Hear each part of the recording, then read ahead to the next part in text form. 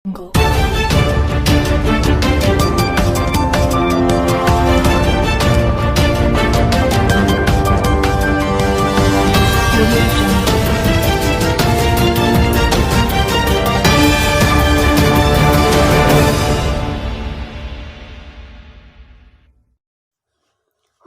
News ಚಾನೆಲ್ಗೆ ಸ್ವಾಗತ.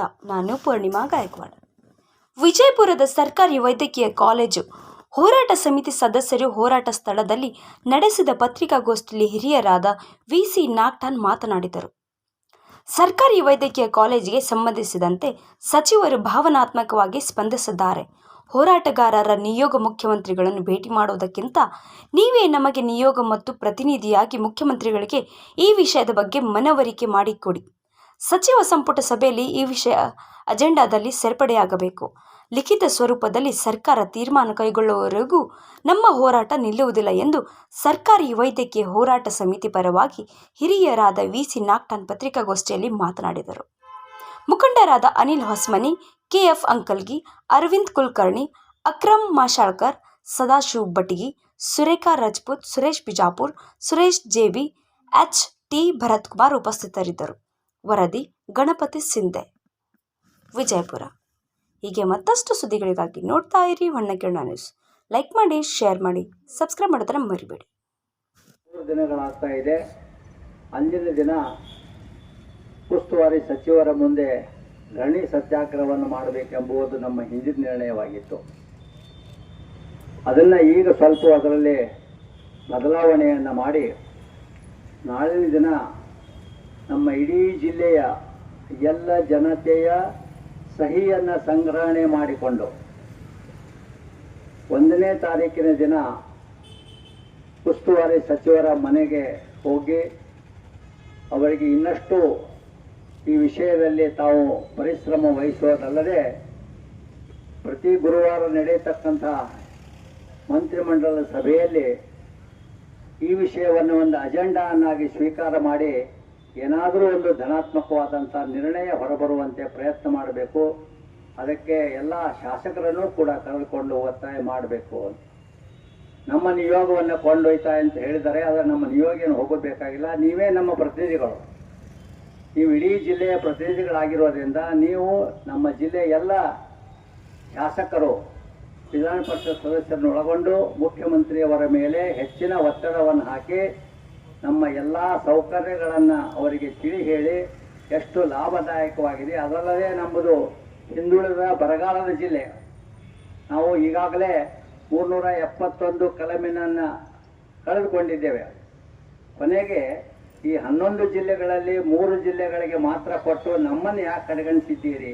ಆ ಜಿಲ್ಲೆಗಳಿಗಿಂತಲೂ ನಮ್ಮದು ಏನು ಹೆಚ್ಚಿದೆ ಇದರಲ್ಲಿ, ಅದಕ್ಕಿಂತಲೂ ಹೆಚ್ಚಿನ ಅನಾನುಕೂಲ ಇದ್ದಂಥ ಜಿಲ್ಲೆ ಇದು. ಇಲ್ಲಿ ಮೆಡಿಕಲ್ ಕಾಲೇಜ್ ಸ್ಥಾಪನೆಗೆ ಬಹಳಷ್ಟು ಪೂರಕವಾದಂಥ ಅಂಶಗಳು ನಮ್ಮ ಜಿಲ್ಲೆಯಲ್ಲಿ ಇರುವುದರಿಂದ ಸಾಧ್ಯವಾದಷ್ಟು ಈ ಮೆಡಿಕಲ್ ಕಾಲೇಜ್ ಸ್ಥಾಪನೆ ಆಗುವ ನಿಟ್ಟಿನಲ್ಲಿ ನೀವು ಪರಿಶ್ರಮ ವಹಿಸಿ ಇದನ್ನು ಒಂದು ಒಳ್ಳೆಯ ವಿಷಯವನ್ನಾಗಿ ನಮ್ಗೆ ಕೊಡ್ತೀರಿ ಅಂತ ತಿಳ್ಕೊಂಡು ನಾವು ಭರವಸೆ ನೀಡ್ತೇವೆ. ಆ ಒಂದು ನಿರ್ಣಯದಂತೆ ನಾಳೆ 1ನೇ ತಾರೀಕಿನ ದಿನ ಜಿಲ್ಲಾ ಉಸ್ತುವಾರಿ ಸಚಿವರಾದಂಥ ಶ್ರೀ ಎಂ.ಬಿ. ಪಾಟೀಲ್ ಅವರ ಮನೆಗೆ ಹೋಗಿ ಅವರಿಗೆ ಎಲ್ಲ ಸಹಿ ಸಂಗ್ರಹ ಒಂದು ಏನದ ಇದು ಯಾದಿಯನ್ನು ಮಾನ್ಯ ಮುಖ್ಯಮಂತ್ರಿ ಅವರ ಹೆಸರಲ್ಲೇ ಬರೆದು ಅದನ್ನು ಎಂ.ಬಿ. ಪಾಟೀಲ್ ಅವರ ಮುಖಾಂತರ ಅಂತ ತಿಳ್ಕೊಂಡು ಬರೆದು ಅವರ ಮುಖಾಂತರ ಮುಖ್ಯಮಂತ್ರಿಗೆ ಸಲ್ಲಿಸುವುದರ ಜೊತೆಗೆ ನಮ್ಮ ವಿಷಯವನ್ನು ಅವರಿಗೆ ಹೇಳ್ತೇವೆ. ಅದರೊಳಗೆ ಸ್ವಲ್ಪ ಸ್ಪಂದನೆ ಮಾಡಿದ್ರೆ ಇಲ್ಲದೇ ಇದ್ರೆ ಮತ್ತೆ ನಾವು ನಿಮ್ಮ ಮನೆ ಮುಂದೆ ಧರಣಿ ಮಾಡಬೇಕಾಗತಕ್ಕಂಥ ಒಂದು ವಿನಂತಿಯನ್ನು ಕೂಡ ಅವ್ರಿಗೆ ಮಾಡ್ಕೊಳ್ತಾ ಇದ್ದೇವೆ. ಈ ಮೂಲಕ ನಮ್ಮ ಜಿಲ್ಲಾ ಉಸ್ತುವಾರಿ ಸಚಿವರಿಗೂ ಹಾಗೂ ಇನ್ನೊಬ್ಬ ಸಚಿವರಿಗೂ ಹಾಗೂ ಎಲ್ಲ ಶಾಸಕರಿಗೂ ವಿನಂತಿ ಮಾಡಿಕೊಳ್ಳೋದೇನೆಂದರೆ, ನೀವೆಲ್ಲ ನಮ್ಮ ಪ್ರತಿನಿಧಿಗಳಿದ್ದು ನೀವು ಮಾಡಬೇಕಾದಂಥ ಕೆಲಸವನ್ನು ಹೋರಾಟಗಾರ ಮಾಡ್ತಾ ಇದ್ದಾರೆ. ಆದರೆ ನೀವೇ ಅದನ್ನು ಮುತುವರ್ಜಿ ವಹಿಸಿ ತಾವೆಲ್ಲರೂ ಒಟ್ಟಿಗೆ ಕೂಡಿಕೊಂಡು ಸರ್ಕಾರದ ಮೇಲೆ ಹೆಚ್ಚಿನ ಒತ್ತಡವನ್ನು ಹಾಕಿ ಸಾಧ್ಯವಾದಷ್ಟು ಬೇಗನೆ ಸರ್ಕಾರ ನಮ್ಮಲ್ಲಿ ವೈದ್ಯಕೀಯ ಕಾಲೇಜನ್ನು ಸ್ಥಾಪನೆ ಮಾಡ್ತೀವಿ ಅನ್ನುವಂಥ ನಿರ್ಧಾರ ಕೈಗೊಳ್ಳುವಂತೆ ಮಾಡ್ತೀರಿ ಅನ್ನುವಂಥ ವಿಶ್ವಾಸ ನಮಗಿದೆ. ಯಾವಾಗ ಸರ್ಕಾರ ವೈದ್ಯಕೀಯ ಕಾಲೇಜು ಮಾಡ್ತೀವಿ ಅಂತ ನಿರ್ಧಾರ ಕೊಟ್ಟರಂದ್ರೆ ಅಲ್ಲಿಗೆ ನಮ್ಮ ಹೋರಾಟ ಮುಕ್ತಾಯವಾಗ್ತದೆ ಅಂತ ಹೇಳೋದ್ರ ಮೂಲಕ ಇದಕ್ಕೆ ಎಲ್ಲ ಜನರು, ಎಲ್ಲ ಸಂಘ ಸಂಸ್ಥೆಗಳು ಹಾಗೂ ಎಲ್ಲ ಜಿಲ್ಲೆಯ ಎಲ್ಲ ಜನತೆಯು ಕೂಡ ಇದಕ್ಕೆ ಬೆಂಬಲವಾಗಿದ್ದಾರೆ. ಅದರಂತೆ ಇಡೀ ಈ 4 ದಿನಗಳ ಅವಧಿಯಲ್ಲಿ ನಾವು ಹಳ್ಳಿಗೆ ಹೋಗಿ ಹಳ್ಳಿಯ ಜನರ ಸಹಿಗಳನ್ನು ಸಂಗ್ರಹ ಮಾಡಿಕೊಂಡು ಬಂದು ಒಟ್ಟಾಗಿ ಇಡೀ ಜಿಲ್ಲೆಯ ಒಂದು ಸಹಿ ಸಂಗ್ರಹಣೆ ಮಾಡಿದಂಥ ಕಾಗದವನ್ನು ಮುಖ್ಯಮಂತ್ರಿಗಳಿಗೆ ಬರೆದು ಅದನ್ನು ನಮ್ಮ ಉಸ್ತುವಾರಿ ಸಚಿವರಾದಂಥ ಶ್ರೀ MB ಪಾಟೀಲ್ ಮುಖಾಂತರ ಅರ್ಪಿಸುವಂಥ ಒಂದು ಯೋಜನೆ ಇದೆ. ತದನಂತರ ಮತ್ತೆ ಇನ್ನೋರ್ವ ಸಚಿವರಾದಂಥ ಅವರಿಗೂ ಕೂಡ ನಾವು ಅವ್ರ ಮನೆಗೂ ಹೋಗಿ ಧರಣಿ ಮಾಡುವಂಥ ವಿಚಾರದ ಇದನ್ನು 1ನೇ ತಾರೀಕಿನ ಒಂದು ಧರಣಿಯ ಪರಿಣಾಮವನ್ನು ನೋಡಿಕೊಂಡು ಮುಂದಿನ ಕಾರ್ಯಕ್ರಮದ ರೂಪರೇಷೆಯನ್ನು ನಾವು ನಿರ್ಧರಿಸ್ತಾ ಇದ್ದೇವೆ. ಧನ್ಯವಾದಗಳು. 1ನೇ ತಾರೀಕಿಗೆ ಅದನ್ನು ಮಾತ್ರ ಅಲ್ಲಿ ಏನು ಉತ್ತರ ಹೇಳ್ತಾರೆ ನೋಡ್ತೀವಲ್ಲ. ಆಮೇಲೆ ಮೊನ್ನೆ ಪ್ರಕಟಣೆಯಲ್ಲಿ ಅವರು CM ಸಾಧ್ಯ ಆದ CM ಭೇಟಿಯನ್ನು ಮಾಡ್ತೀನಿ ಅಂತ ಅಂದಿದ್ದಾರೆ. ನಾವು ಕೂಡ ಭೇಟಿ ಆಗ್ಬೇಕನ್ನುವಂಥ ವಿಚಾರ ಇದೆ. ಆ ಹೊತ್ತಿಗೆ ಏನಾಗ್ತದೆ ಅದನ್ನು ವಿಚಾರ ಮಾಡ್ತೀವಿ. ವಿಷಯ ತಂದು ಬರವಣಿಗೆ ಲಿಖಿತ ರೂಪದಲ್ಲಿ ನಮ್ಗೆ ಭರವಸೆ ಕೊಡಬೇಕು ಅಂತ ಹೇಳಾಕ್ತಾರೆ. ಅವ್ರು ಹೇಳಾಕ್ತಾರೆ ಹಂಗೆ ಲಿಖಿತ ರೂಪದಲ್ಲಿ ಕೊಡೋಕ್ಕಾಗೋದಿಲ್ಲ, ಹಂಗಾಗಿ ಸರ್ಕಾರ ಹಂಗಂದ್ರೆ ನಾಳೆ ಯಾರು ಬರ್ತಾರೆ ಎಲ್ಲರಿಗೂ ನಾವು ಬರ್ತಾರೆ ಲಿಖಿತ ರೂಪ ಕೇಳ್ತಾರೆ, ಹಂಗೆ ಕೊಡೋಕ್ಕಾಗೋದಿಲ್ಲ. ಮುಖ್ಯಮಂತ್ರಿ ಹೇಳಿದ್ದೇ ಬರವಣಿಗೆ ರೀತಿಯಲ್ಲಿ ನೀವು ತಗೋಬೇಕಾಗ್ತದೆ. ಯಾಕಂದ್ರೆ ಅವ್ರ ಮೇಲೆ CM ಹೇಳತ್ತಂದ್ರೆ CM ಮಾತಿಗೆ ನೀವು ಭರವಸೆ ಕೊಡಬೇಕಾಗ್ತದೆ ಅಂತ ಅವ್ರು ಹೇಳಿದ್ರು. ಇಲ್ಲ ಸರ್, ಈಗ ಎಲ್ಲರೂ ಬರ್ತಾವೆ. ಎಲ್ಲ ಇದು ಸಾರ್ವಜನಿಕ ಹಿತಾಸಕ್ತಿ ಅದು. ಇದರೊಳಗೆ ಯಾರ್ದು ಒಬ್ಬರು ವೈಯಕ್ತಿಕವಾಗಿ ಹೋರಾಟಗಾರರಾಗಲಿ ಅಥವಾ ಮಂತ್ರಿಗಳಾಗಲಿಲ್ಲ, ಇಡೀ ಜಿಲ್ಲೆಯ ಜನತೆಯ ಒಂದು ಸಾರ್ಥಕತೆಗಾಗಿ ಹೋರಾಟ ನಡೆದಾಗ ಇದನ್ನ ಕೇವಲ ಬಾಯಿ ಮಾತಿನಿಂದ ಹೇಳೋದಲ್ಲ, ಅಲ್ಲಿ ವಿಧಾನಸಭೆಯೊಳಗ ಅಥವಾ ಮಂತ್ರಿಮಂಡಲದೊಳಗೆ ನಿರ್ಣಯ ಆಗ್ಬೇಕದು. ಆ ನಿರ್ಣಯ ಆತಂದ್ರೆ ಅದಕ್ಕೆ ಒಪ್ಕೊತಾರ ಆಗ್ತದೆ, ಹಾಗೆ ಆಗ್ತದೆ. ಯಾಕಾಗಿ ಈಗೆಲ್ಲ ಮಾಡ್ಯಾರಲ್ಲ. ಈಗ ಉಡುಪಿ ಮತ್ತು ಬೇರೆ ಬೇರೆ 3 ಜಿಲ್ಲೆಗಳನ್ನು ತಗೊಂಡಲ್ಲ, ಅವಾಗ ಇದೇ ರೀತಿಯಾಗಿ ನಿರ್ಣಯವನ್ನು ತಗೊಂಡಲ್ಲ. ಅದಕ್ಕೆ ಯಾಕೆ ಬಂತು, ಇದ್ಯಾಕೆ ಬರಂಗಿಲ್ಲ? ತೀರ್ಮಾನ ಆಗಬೇಕು. ಸಚಿವ ಸಂಪುಟದಲ್ಲಿ ತೀರ್ಮಾನ ಆಗ್ತದೆ, ನಾವು ಕೈ ಬಿಡ್ತೇವೆ. ಅದು 1 ವರ್ಷದಾಗಲಿ 2 ವರ್ಷದಾಗಲಿ ಯಾವಾಗ ಆಗ್ತದೆ ಅನ್ನುವಂಥ ಭರವಸೆ ಇರ್ತದೆ. ತೀರ್ಮಾನ ಆಗ್ಬೇಕದಷ್ಟೇ. ಇಲ್ಲ ಅದು ಹೇಳಿಕೆಯಲ್ಲಿ ಹಾಗೆ ಹೇಳ್ತಾರ ಹೋಗ್ತಾರ, ಅದಕ್ಕಿಲ್ಲ. ಅದು ಒಂದು ಲಿಖಿತವಾಗಿ ತೀರ್ಮಾನ ಆಗ್ಬೇಕಲ್ಲ, ಆಗ್ಬೇಕಲ್ಲ. ಹಂಗೆ ಸಾಧ್ಯವಾದಷ್ಟು ಬೇಗನೆ ತಮ್ಮ ಸರ್ಕಾರ ಈಗ ನಾವು ಒಂದೇ 6 ತಿಂಗಳೊಳಗೆ ಆಗ್ಬೇಕನ್ನುವಂಥ ಕೆಲಸ. ಇದಕ್ಕಾಗಿ ಸಮಯ ಬೇಕಾಗ್ತದೆ. ಸೂಕ್ತ ಸಮಯದಲ್ಲಿ ಅದು ಆಗಲಿ ಅನ್ನೋದು ನಮ್ಮ ಅವ್ರು ಹೇಳುದು. ನೀವೇ ಹೇಳಿರಿ CM ಮುಂದೆ ಅವ್ರಿಗೆ ಹೇಳಿರಿ 8-10 ವರ್ಷ ಹಂಗಿಲ್ಲ ಇಲ್ಲ, ಹಾಗೇನಿಲ್ಲ. ಸಾಧ್ಯವಾದಷ್ಟು ಬೇಗನೆ ಆಗ್ಬೇಕು ಅನ್ನೋದು. ಅದಕ್ಕೇನಾದ್ರು ನಿಶ್ಚಿತವಾಗಿ ಗಡುವು ಕೊಡ್ತೀರಾ ನೀವು? ಅದು ಕೊಡ್ಲಿಕ್ಕೆ ಆಗುತ್ತಿಲ್ಲ.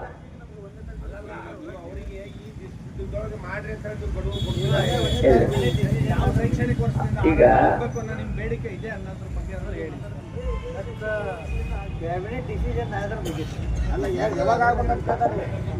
ಸರ್, ಈಗ ಏನಿದೆ ನಾವು ಅದನ್ನ ನಾವು ಸ್ವಾಗತಿಸ್ತೀವಿ. ಅವರ ನಿರ್ಣಯವನ್ನ ಅವರು ನಮ್ಗೆ ಇಷ್ಟು ದಿನದೊಳಗೆ ಮಾಡ್ತೀವಿ ಅಂತ ಹೇಳಬೇಕು. ಒಂದು ನಾವು ಅದೇನವರು ಪದೇ ಪದೇ ಮಾಧ್ಯಮಗಳ ಮುಂದೆ MB ಪಾಟೀಲ್ ಏನು ಹೇಳಿದ್ದಾರೆ, 1 ವರ್ಷ ಬಿಟ್ಟು ಮಾಡ್ರಿ 10 ವರ್ಷ ಬಿಟ್ಟು, ಅದು ಮಾತಿನ ಬರದಲ್ಲಿ ಮುಖ್ಯಮಂತ್ರಿಗಳು ನಮ್ಮಲ್ಲಿ ದುಡ್ಡಿಲ್ಲ ಅಂದಾಗ ನೀವು ಯಾವಾಗ ಬೇಕಾ ಮಾಡ್ರಿ ಹಿಂಗೆ ಅಂದ್ರದ ಅದು ಸ್ವಾಭಾವಿಕವಾಗಿ ಬಂದಂಥ ಮಾತು. ಅದು ನಾವು ಅದನ್ನೇ ನೆಪ ಹೇಳೋದಲ್ಲ. ನಾವು ಅಟ್ಲೀಸ್ಟ್ ನಮಗೆ ಈಗ ವಾರಕ್ಕೊಂದು ಕ್ಯಾಬಿನೆಟ್ ಮೀಟಿಂಗ್ ಆಗುತ್ತೆ. ಆ ಕ್ಯಾಬಿನೆಟ್ ಮೀಟಿಂಗ್ನ ನೀವು ಸುಮ್ಮನೆ ಹಿಂಗೆ ಮಾತಾಡಿದ್ರೆ ಇಲ್ಲ, ಅಲ್ಲಿ ಅಜೆಂಡಾ ಬರಬೇಕು. ಆ ಅಜೆಂಡಾದ ಮೇಲೆ ಅಲ್ಲಿ ಚರ್ಚೆಯಾಗಿ ತೀರ್ಮಾನ ಆಗುತ್ತೆ. ಆ ಥರ ನೀವು ಅಜೆಂಡಾ ಇಟ್ಟಿರ್ತೀರಿ. ಮೊದಲ ಕ್ಯಾಬಿನೆಟ್ನಾಗ ಅಜೆಂಡಾ ಇಟ್ಟು ಮಾಡ್ರಿ ನೀವು. ನಾವು ಸಾಧ್ಯದಷ್ಟು ನಮ್ಗೆ CM ಅವರು ಇಲ್ಲಿ ಬರೋದ್ರೊಳಗೆ ಅದು ಆಗ್ಬೇಕು ಅನ್ನೋದು ನಮ್ಮ ಇಚ್ಛೆ ಐತಿ. CM ಅವರು ಏನು 9ನೇ ತಾರೀಕು ಬರ್ತಾರ, ಅಷ್ಟರೊಳಗೆ ಆ ತೀರ್ಮಾನ ಕ್ಯಾಬಿನೆಟ್ನಲ್ಲಿ ಅದನ್ನು ಪಾಸ್ ಮಾಡ್ಬೇಕನ್ನೋಂಥ ನಮ್ಮದು ಆಗ್ರಹ ಇದೆ MB ಪಾಟೀಲ್. ಯಾಕಂದ್ರೆ ಅವರು ಮುಂದಾಳತ್ವ ತಗೋತೀನಿ ಅಂತಾರೆ, ಅದನ್ನು ನಾವು ಸ್ವಾಗತ ಮಾಡೀವಿ ಕಮಿಟಿಯಿಂದ. ಅದಕ್ಕೆ ಅವರು ನಮ್ಮನ್ನಲ್ಲಿ ಕರ್ಕೊಂಡು ಹೋಗೋದಕ್ಕಿಂತ ಅವ್ರು ಕ್ಯಾಬಿನೆಟ್ನಾಗ ಪ್ರತಿ ಗುರುವಾರ ಇರ್ತದೆ. ಪ್ರತಿ ಗುರುವಾರ ಒಂದು ಕ್ಯಾಬಿನೆಟ್ನ ನೀವು ಅಜೆಂಡಾ ಫಿಕ್ಸ್ ಮಾಡಬೇಕು. ಆ ಅಜೆಂಡಾ ಕ್ಯಾಬಿನೆಟ್ ಬಂತಂದ್ರೆ ಅದು ನಿರ್ಣಯ ಆಗುತ್ತೆ. ಆ ನಿರ್ಣಯ ಅಧಿಕೃತ ನಾವು ತಿಳ್ಕೊತೀವಿ. ಅಲ್ಲ, ಅನ್ಕೋತೀವಿ 1 ವರ್ಷ ಆಯ್ತು. ಬಿಜಾಪುರದಾಗ ಕ್ಯಾಬಿನೆಟ್ ಮೀಟಿಂಗ್ ಮಾಡ್ತೀವಿ ಅಂತ ಹೇಳ್ತಾನೆ 1 ವರ್ಷ ಆಯ್ತು. ನಾವು ಅದನ್ನೆಲ್ಲ ಕಾಯ್ಕೊತ್ಕೊಂಡ್ರಿ. ಈಗ ಕ್ಯಾಬಿನೆಟ್ ಮಾಡ್ತಿರಲ್ಲ ನೀವು 1 ವರ್ಷ ಮತ್ತೆಲ್ಲ ನಾವು